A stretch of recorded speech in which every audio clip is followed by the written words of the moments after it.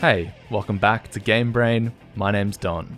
For what seems like the third or fourth time in the last decade, yet again, the Tony Hawk's Pro Skater franchise is making its return. This time with a remake of the first two Pro Skater games, complete with fancy graphics and nostalgia on tap. But despite the mishandling of the Pro Skater series for what seems like a lifetime now, die-hard series fans have never actually stopped playing. Because for about 8 years, a mod called Thug Pro has been letting series fanatics continue to refine their skills and push the skating mechanics to their absolute limits. And in this video, we're going to get a one-on-one masterclass in all of the crazy techniques Pro Skater players have been developing while the official series has stagnated. And our mentor for this excursion is a guy called James West, who goes by buck.riv online. So James estimates he's put in as many as 30,000 hours into the series since he first started playing about 16 years ago, and he's going to break down for us some of the crazy and insanely impressive techniques and tricks that have been discovered and built upon by the community over the years. I'm excited for this, it's going to be sick, so let's get into it. Over the years, the game is, as you probably know yourself, evolved in like various different stages depending on techniques that were found or new videos that people were making. So the game now is very much a completely different game from the one that I was playing 16 years ago. And I think that's a large part of why a lot of people play, because the progression like line and trend can be very steep, and it takes like a lot of practice and time to be very good at the game. Takes a long time. Where would you like to start? Like, in terms of the techniques that have been developed, like how far back do you think is worth going to understand sort of the progression of the game and the mechanics? Well, I mean, there's a lot to it, right? People originally used to just play for points, really. Nobody really cares about points these days. It's all about your style and your improv and how good it looks when you're skating around the level. So, like back in the day, people used to just go up and down here, right? This is like on Tony Hawk 4, because it's a nice, easy line, and you could just get points just by sticking to this line effectively, right? 2 ramps at either side. And this is what you'd find in games, is people just skating this up and down, trying to get as many points as possible. And then it changed, I'd say, probably with Andy THPS's Shipyard style line. He showed that you could sort of play the whole level and use tricks for style and to look fancy rather than focusing on points. And it sort of sparked a bit of like a consciousness revolution in the community. And then people started to play more around style than around points. I'm sorry, I have to interrupt you, mate. Like, you're like talking about this so casually, and you just like jumped over a building and back. Like, I'm sure this is really normal for you, but like, holy shit. Yeah, I mean, it all just comes with practice. You know, a lot of it's secondhand for me. Yeah. Some of the techniques, I guess. So on Tony Hawk 4, there was something. This is not necessarily in chronological order, right? There was something discovered called Tony Hawk 4 Boost Plan. So usually when you do a wall ride, you can do a wally plan like this, just one. But a guy called Mr. Freeze found out, he's actually in my clan these days, that if you jump and as you're heading towards the wall, if you hold the wall ride, and during that period, you do as many wally plants as possible, you can pre-queue them, and then they'll all launch at the same time off the wall, as such. Oh, so wow. that was 5 there. So it's exactly the same mechanic of doing a wally plant up X, but you're just pressing as many as possible in this period from here to here. The more you hit, the higher you go. Yeah. There's another alternative of that, which is called the Thug 1 Boost Plan. Now, these names are a little redundant now because it was eventually discovered that you could actually do both on both games, but it wasn't known at first. So for the Thug 1 Boost Plant, you do a wall ride and a grab at exactly the same time. I won't launch it first, I'll just show you. As you see how it did the trick while I'm wall riding? Yeah. So it kind of glitches the game out a bit, and it doesn't know what to do. So similarly, during that time period, you can stack as many warty plants as you can feasibly press, and then when you let go of triangle, it will just launch as high as many as you pressed. Wow. And then there's butt slap, which I'd say is probably one of the most transformative techniques that was found. So you'd normally think, like, intuitively, right? If you're going to jump off a ledge or go off a ramp, you'd hold your jump button, and then when you get towards the end, you jump, and then you do your trick, right? But to do a butt slap, counterintuitively, you hold the jump button all the way till you fall off the ledge. And in that little gap when you're falling off the ledge here, if you do a trick, similarly to the Thug 1 boost plant, a lot of this is about sort of confusing the game and stacking animations. When you do the trick, it will allow you to do multiple ollies during that trick's animation. But it's quite a small animation, as you can see, because, you know, you're going to hit the floor. So as such, Oh, wow. you hold X off the ledge, do the trick first, and then hit X. And that just allows you to basically launch yourself extremely far with very little. Yeah, as far as you'd want to go. There's another really cool one that was discovered quite recently. I'm not sure how long ago now, maybe like a year or two. Called the BHRA, which is Bunny Hop Revert Air. And this really changed improv for the game massively. This one's a lot harder to do, I'd say, than the others. So God, it's so difficult to explain too. So you jump, and on the way back down, you have to hold X, like you're going to jump again. And then just before you hit the floor, you let go of X and tap R2. So like that, as I just did there. And you might see, like, just towards the end here, there's a little jolt. And what's happening there is it's resetting your stance. So it's ending your combo and it's resetting you just before you hit the floor. And that little reset period actually acts like you're falling off a ledge. So you can then butt slap from anywhere without a ledge. Oh my god. And it just changed the way that the game was played altogether.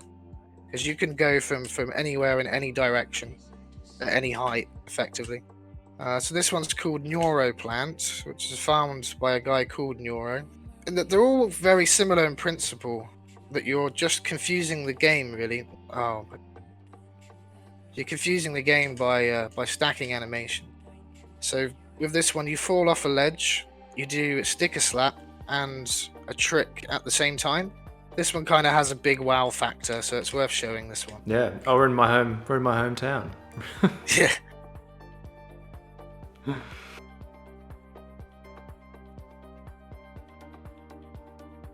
Oh my god.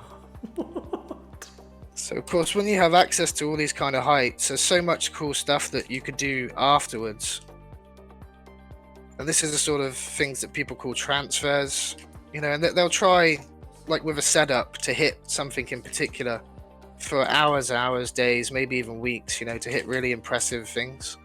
There's something else called a wall ride bounce, which is where two wall rideable walls meet in a corner like this. If you wall ride directly in the corner, the game doesn't know which direction to send you, like left or right, so it just launches you out of the corner. If you hit it right in the corner, it will launch you out like this. Wow. And if you do it from like some significant height, so if I do a proper setup to it off this, you can go quite high from it. Whoa.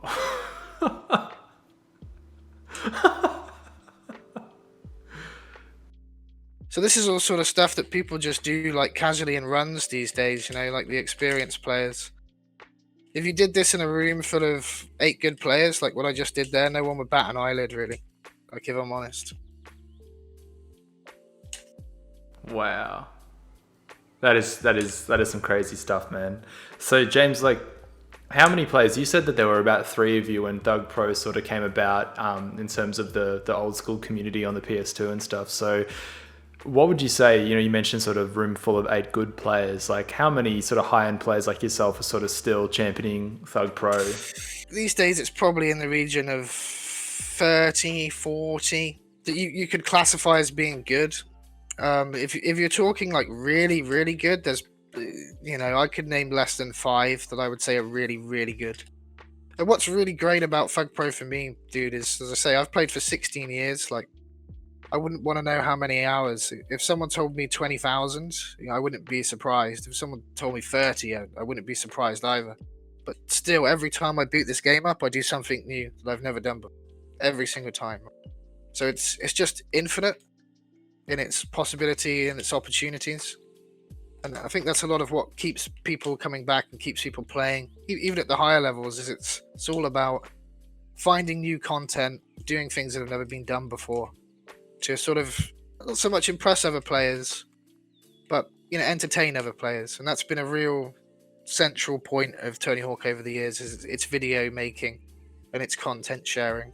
You don't really want to be linear or predictable, and big combos aren't necessarily good because it generally means you're playing too safe. You want to take lots of risks if you can. You want to try to fit like as many cool tricks in a small gap as you possibly can do.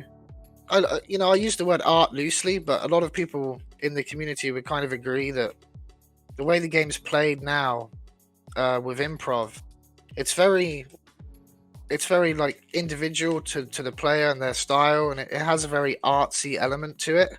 What's the flow state like too? I imagine like they talk about, Tetris effect, where you sort of see Tetris blocks when you close your eyes. Do you see Tony Hawk in the same way? No, not these days. I think as a kid I used to really think about it a lot. I'd be thinking about, like, if I was on a long car journey, I'd be looking out the window thinking about what my next transfer could be or how I would set it up or whatever, but not so much these days, man. These days I really just play to keep the rust off, and mostly for the community as well. Like there's a lot I'd like to think anyway that my experience brings to the game and to the series. So I think if I was to quit or stop playing, the community, I don't want to say they'd suffer or anything. That sounds very self-aggrandizing, but it would lose a good player and sort of a historian of the game, and there's not many of those. There's only a few of us that have really been here the whole time. So it's more for the community that I keep playing. I don't really play for like a competitive element anymore, or to be better than anybody else. Those years are sort of over. So we're going to hear about what James thinks about the new Pro Skater remake in just a sec, but before that, I've got a little side tangent I wanted to investigate. Because by complete coincidence, there's also a feature-length documentary on the creation of the Pro Skater franchise that, as of recording, has just been released online. It's called Pretending I'm a Superman and was shepherded by the original producer of the Pro Skater series, a guy called Ralph D'Amato. He worked on every Pro Skater game from the series debut to Project 8, and we had a quick chat about how Ralph reflects on his work on the series and what this Pro Skater documentary is all about. What's your favourite Pro Skater game? Not necessarily from a player standpoint, but what was the funnest Pro Skater game to actually make? I always go to 2, Tony Hawk's Pro Skater 2, and the reason I say that is it's really where I really enjoyed skateboarding from the standpoint of, setting up a specific line, doing that line and finishing a combination. I wasn't so much of the, 20 million point combo kind of player. So that's where we added Rodney Mullen, we added the manual, we added the park editor. We added a lot of the things from 1 that we had been thinking about, and we were able to pull it all off on a PlayStation platform, which was amazing to be able to do all of that in there. So to me, that one is near and dear. And what was the hardest game to make and why? I would probably say a couple. One would be 3, because we were moving from PlayStation 1 to PlayStation 2 platform, and we didn't really have the Neversoft engine hadn't been built yet, and we were working on I think it was a third-party engine at the time. So that was a difficult pathway, and that first jump from going from one platform to a whole new platform. And then the other big one was like in Thug, moving towards a story-based game, something that's not just collect all of these things or find this thing, more of, you know, having the player revolving around this story that they're pushing forward. So I think those two pieces were probably the most difficult. So, pretending I'm a Superman, tell me about how did the documentary come about? It's been an idea of mine for a while, and I'm sort of nostalgic with the game, and I'm a huge documentary nut. You know, just in talking to people, I you know, it was one of those ideas that I had.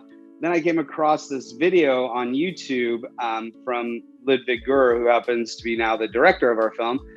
And it was basically, he has this fan channel on YouTube where he did this video of the history of all Tony Hawk games. And he dissected things so crazy, so much detail, things that I didn't even know about. I didn't even think about for so long. So from that original seed of chatting to Ludwig about, you know, the idea and bringing him over from overseas, I mean, did the idea about how the documentary would actually take shape change much? Or was that idea from the very start like pretty consistent towards the end of what we see now? No, it changed quite a bit. Thankfully it did. I was more in mind of doing more video game, you know, just all video game focus. And it was really Ludwig's idea and his direction on how it is currently, and giving you a little bit of flavor of skateboarding history and where skateboarding was and the ups and downs, and basically giving anybody who has not ever known the video game or known anything really about skateboarding can kind of jump in and get that knowledge. And that was all Ludwig, giving the you know, the viewer a little bit of a knowledge of how skateboarding got to a place where a company would lay down a decent amount of money to build a video game. And then after that video game was developed, the whole impact it had on that industry as well as the video game industry. That whole weaving of that story was Ludwig, and it wasn't how originally we had thought. It was probably the second or third iteration he came up with finally, for sure. And I mean, you spoke about the history as well. Is it even possible to separate the history of skateboarding and Tony Hawk's Pro Skater, or do you think they're kind of intertwined at this point? I think at this point they're really intertwined. I think that if you're going to tell any history story about skateboarding, I think the video game has to be part of, and you're going to go up until current history. It has to be part of the impact and how big it's gotten. You know, skateboarding has always had its ups and downs, and it's always gone through hard times and good times. So I don't know if it would be as big as it is today, which it's at its biggest. You know, it's going to be in the Olympics. It's you know, you've got all kinds of different contests. You can go to most cities and there's a skate park. If not, in my town in Mission Viejo, there's I think 2 or 3 different skate parks nearby.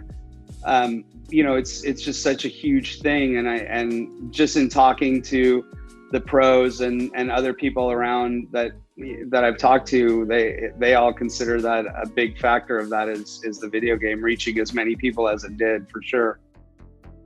So a few weeks after he showed me around Thug Pro, I see on James's YouTube channel that he's already pre-ordered the Pro Skater remake and playing around in the game's demo level. So we jumped on another call to get his first impressions on how the game was looking and feeling for him. Now of course, it's a demo, it's a small level with an unleveled skater, so this is not James's definitive, all-encompassing thoughts on the whole game, it's just a casual chat about his experience with the demo, so please just keep that in mind. With that said, let's have a listen to what he thinks. Well, I tried to do the techniques as soon as possible, like to butt slap, to boost plant, all that sort of stuff, and I couldn't do it. The tricks for me at first didn't look very good. That's still the case now. I don't think the tricks look very good, particularly the flips. A lot of them look very similar. Naturally, you know, when I'm first playing it, everything that I notice about it is negative, right? And it was only when I was playing it over the next coming days that I started to see some positives in it, and to think that they've actually done a pretty good job. They've been able to sort of retain the original spirit and soul of Tony Hawk 1 and 2. So if you're like a fan of those original games, you know, you haven't played any since, and you haven't played online, and you don't know about Thug Pro and etc., for you, it's going to be a very expected experience. But the more I've played it, the more I'm seeing that it is very punishing if you lose your speed. But if you sort of follow like a line, like what I'm doing now, so this is just doing the same thing, effectively going over and over in circles, right? I'm never taking a risk at any point here that I'm going to lose my speed, because I'm heading towards things that I know are going to allow me to maintain my speed. So I feel like this is how the game's going to be played a lot. It's going to be very point orientated. It's going to be designed around lines. And I guess you were mentioning as well, like the game's going to be heavily based on scores in the end. Like, is it just a case for the time being with this remake that it's just not Thug Pro in the sense that it doesn't have all of that mechanical evolution that happened over the first, 6 or 7 Tony Hawk games, and it's just kind of like a return to that sort of simpler mechanical level that the earlier games had? Absolutely. I've come around to that perspective the more that I've played it. Originally I'm thinking, why can't I do any of the cool stuff that I want to do? This is terrible. But actually it is a Tony Hawk 1 and 2 remake, so it shouldn't have any of that stuff in it. And expecting it is kind of naive, right? And someone mentioned it to me after I said we had this interview, that every player has a paintbrush, right, which is their skater, and the level is like a blank canvas, and you can do what you want effectively. And nobody has the same trick setup, nobody has the same kind of style, so it's very unique from experienced player to experienced player. And as long as this game can replicate that sort of individuality, that uniqueness, and it gives that same level of opportunity, it'll do well. And I feel like they have replicated that very well, with a few exceptions. If you want to check in with what James thinks of the full Pro Skater remake, you can check out a link to his YouTube channel in the description. He's constantly uploading new videos and casually, putting up 16 million point combos like it's nothing. I mean, before making this video, stuff like that blew my mind, but now I'm starting to get used to it, I think, if that's even possible. And also thought I'd share some interesting background info on this video. So around 3 years ago, when I interviewed one of the OG Pro Skater designers, a guy called Chris Rausch, James actually emailed me afterwards and, totally out of the blue, sent me this really detailed kind of open letter to potentially do a video on the Thug Pro community. We played email tag for a few weeks and eventually communication just stopped altogether. But when the remakes were announced, quite recently, I had this sudden surge of memory and forgot that we'd kind of fallen out communication-wise. So long story short, we obviously made this video happen almost like 3 years later, so better late than never, right? But I also want to know from you whether it's the Pro Skater remake or Thug Pro that you'd rather play to get your Tony Hawk fix. I mean, you could probably do both, right? Because of course they're not super similar games really, but I am curious because if you've made it this far into the video, you're probably a huge fan of the Pro Skater series, so that means you've probably got an opinion, right? So let me know. Either way, thank you so much for watching, much appreciated, and I look forward to seeing you next time. See ya.